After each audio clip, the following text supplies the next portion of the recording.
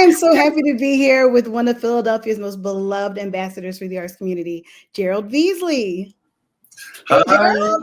Hey, Toya. Thank you so much for having me today. I Oh, I'm appreciate so it. glad that you're here with us. Please talk to us about the Jazz Philadelphia Summit that's happening this year and its theme. Yeah, we're so excited. This on November 5th and 6th, we're bringing together members of our community to offer information and inspiration in a 2-day virtual experience. This is our 4th year doing it. And every year we have a theme. So after a 2020 that's totally unforgettable, our theme is awakening because we feel that our community, both the jazz community, the arts community at large, and just our general community of folks living in this city have had to be awakened to the opportunities and threats, whether it's about our life, our livelihood, about social justice. So many of our sessions this year will really lean into that. We'll have a health and wellness session, which will be very informative for those who really need to know how in this time to take care of their bodies and take care of their minds. We'll have a session to talk about the best practices among jazz festivals. You know, so many of the jazz festivals that were scheduled for 2020 were canceled. And as many of the viewers may notice, that a lot of our stages, not just in Philadelphia, but around the country, were dark because of COVID. But we feel that we know that there are lessons to be learned about how do you reschedule concerts? How do you keep the fans engaged? Are there new ways of delivering music, such as live streaming? So many of the sessions are information as well as inspiration. And we brought together some folks who are experts on things like radio, social media, on jazz history. Particularly, many folks may not know that Philadelphia has a rich and vibrant community, but also a really extraordinary jazz history that involves folks like John Coltrane and Dizzy Gillespie and Nina Simone. The list goes on and on. So at Jazz Philadelphia, we lift up those artists, and we'll do that through the summit, which talks about John Coltrane. And we also are very, the younger folks, the younger musicians are very important to us too. So our younger musicians have curated a session called called Work Over Hype, which they will talk about, what are the new ways to monetize your music. So a little something for everybody in the ecosystem, whether you're a musician, a fan, an educator, a student, a presenter, or if you're just a jazz lover. The Jazz Summit is for you. That sounds fantastic. Tell us about the live performance that's happening at the Kimmel Center. Yeah, thanks for asking. So the Kimmel Center has been one of our partners since we started back in 2017. And this will be our 3rd year presenting a live concert that we call the Homecoming Jazz Jam.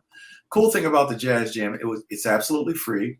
It's happening in the Commonwealth Plaza at the Kimmel Center on Friday night at 9 p.m. And it'll be interesting cross-section of musicians of different generations, from the 20-somethings to the 70-somethings. I'm not going to name call who's who, but there'll be folks there like the great Monette Sudler and Larry McKenna, Luke Carlos O'Reilly, 11 musicians on that wonderful stage sharing their love of music. That's fantastic. You talked about the rich history that Philadelphia has, rich jazz history. Can you talk to us about what is happening within jazz in Philadelphia currently that you think that people really need to know? Yeah, I think Philadelphia is great in that we have a variety of venues. We have the clubs like Chris's Jazz Cafe in South. We have the more performing arts spaces that offer music like the Annenberg or the Kimmel Center. And then we have some of the neighborhood clubs in almost any neighborhood in the city, whether it's, downtown with places like Time, or whether it's out in Germantown with La Rose. So it's a very varied type of experience to come and check out jazz. Jazz is happening in the churches with Jazz Vespers.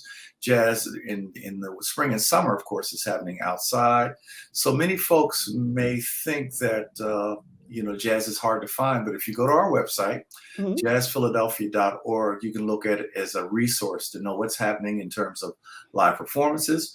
And there are a lot of other great resources there on the website as well. For example, one of the challenges families often face is finding out, well, how can I find lessons or schools or camps for my son or daughter? Well, we have that kind of information on the website, where we have a searchable database where people can find out resources if they're interested in education. So I love these questions because you're right. There is so much that goes unnoticed about Right. jazz here in Philadelphia. And that's really why Jazz Philadelphia was created, to shine a light on all the wonderful things that are happening in our city. That's so great. So Jazz Philadelphia is not, or the summit is not just for those that are musicians and venue owners and bookers and agents and people like that. But if, like you said, if you're a jazz lover in general, this is something that's for you. Can you speak to that just a little bit more? Like, let's say I don't play anything, but I do love jazz. So what would be in store for me if I was to attend? Yeah, I think one of the things that we're really determined to do is make sure that people know that this music is not only culturally important, but it's personally and emotionally important. That jazz can speak to you in a way that kind of brings out your imagination and also can contribute to your well-being. So some of the sessions that will be really important are the health and wellness session, where you can learn a little bit more about how music impacts your life just as a human being. Also, one of the, I think, more intriguing sessions is around making sure we maintain and celebrate, preserve our history. And it's a session called Who Will Tell Our Story?